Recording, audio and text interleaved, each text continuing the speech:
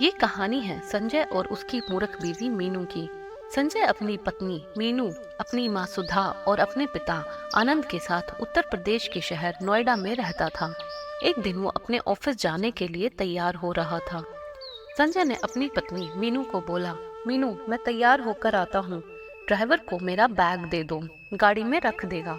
आज मेरी बहुत बड़ी मीटिंग है, ये बैग भूल ना जाऊं। मीनू सोचती है, संजय ने बैग बोला था रखने के लिए, पर इसमें तो सामान है, ये निकाल कर बाहर रख देती हूँ। संजय तो मुझे ऐसे ही बेवकूफ कहते हैं। संजय ऑफिस चला जाता है। शाम को वो गुस्से में ऑफिस से घर आता है और मीनू को आवाज लगाता है, मीनू इधर आओ, मैंने तुमसे कहा था ना कि आज मेरी बहुत जरूरी मीटिंग है। मेरा बैग ड्राइवर को दे दो, वो गाड़ी में रख देगा। तुमने ड्राइवर को खाली बैग दे दिया, मेरी सारी फाइलें कहाँ हैं? मीनू बोली, आपने बोला था कि गाड़ी में बैग रखवा दो। आपने फाइल बोला होता तभी तो रखवाती, बेकार में मुझे डांटते रहते हो। मीनू की सास आवाज देती है, बहू इधर आना। मीनू बोलती है, आई अम्मा जी, मैं जा रही हूँ, मुझे अम्मा जी बुला रही हैं।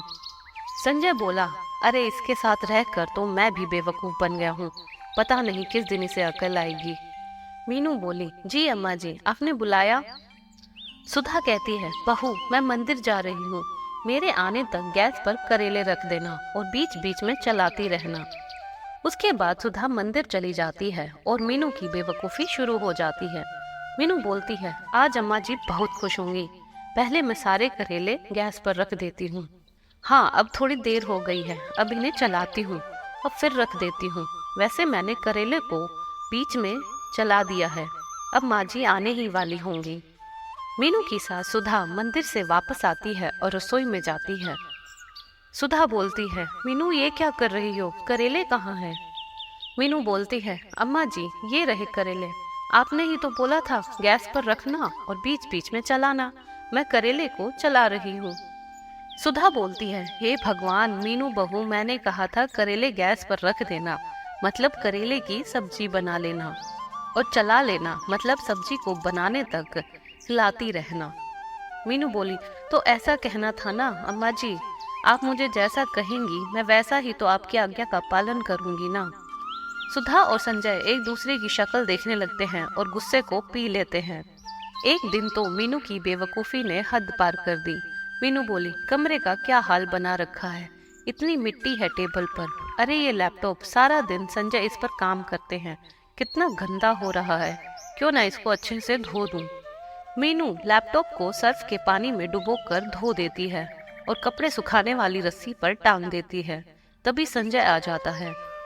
संजय जोर से चिल्लाता है, अरे मीनू ये क्या किया तुमने, मेरा लैपटॉप। मीनू बोलती है, हाँ इस पर बहुत धूल मिट्टी हो रखी थी, मैंने सोचा इसको अच्छे से धोकर सुखा देती हूँ, सही किया ना मैंने। संजय बोलता है, मीनू तुम सचमुच बेवकूफ पत्नी हो, मेरा दिमाग खराब था जो तुमसे शादी की मैंने।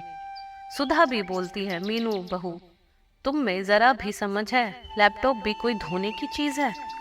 मीनू के ससुर शोर सुनकर बाहर आ जाते हैं और कहते हैं, क्या बात है, अब क्यों इतना शोर मचा रखा है? मेरी इतनी समझदार बहू से अगर कोई गलती हो गई है तो इस तरह से डांट क्यों रहे हो? जाओ बहू, तुम रसोई में जाकर मेरे लिए एक गिलास पानी लाओ। मीनू पूछती है, बाबूजी घड़े का या फ्रिज का? आनंद बोलता है, बेटा घड़े का ले आओ। मीनू फिर पूछती है, बाबूजी छोटे घड़े का पानी या बड़े घड़े का? आनंद फिर बोलते हैं, बेटा किसी भी घड़े का ले आओ। मीनू फिर पूछती है, स्टील के घड़े का पानी या मिट्टी के घड़े का? बीच में सुधा बोलती है, अब देते रहो जवाब, मैं तो चली कमरे में सोने, इस बेवकूफ की बातों में कौन उलझे। आनंद कहता है, अब रहने दो मीनू बहू, मैं पानी खुद ही पी लेता हूँ, तुम अपना काम करो।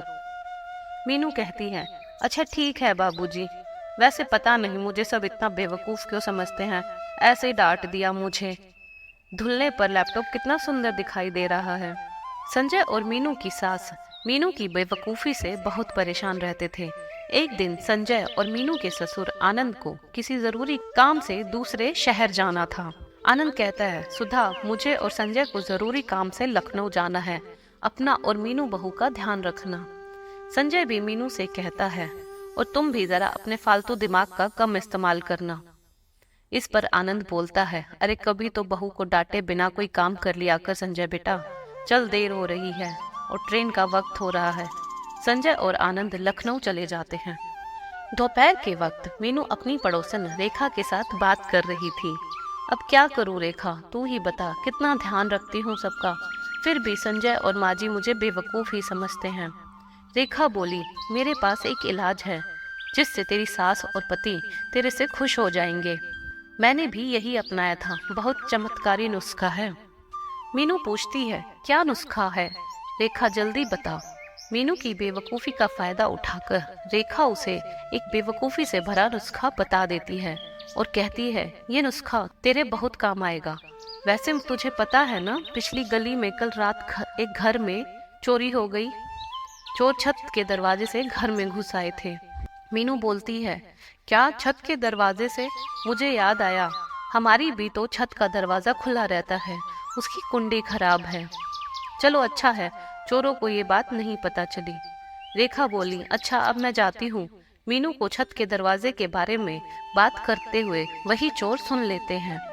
वो बड़े शातिर चोर थे और उसी गली के आसपास ऐसे लोगों के घर की खबर रखते थे जिनके घर चोरी की जा सकती थी।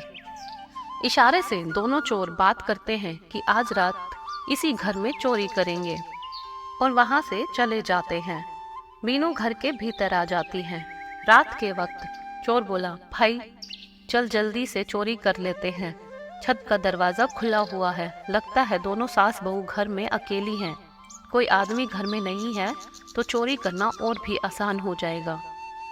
दोनों चोर चोरी करने ही वाले थे कि तभी मीनू की सास की आवाज़ सुन लेते हैं और सीढ़ियों पर ही रुक जाते हैं। मीनू की सास बोली, मीनू बहू ये क्या कर रही हो, पूरे घर में मिर्ची का धुआं कर दिया, ये मिर्ची क्यों जला रही हो? हे भगवान, मार दिया इसने।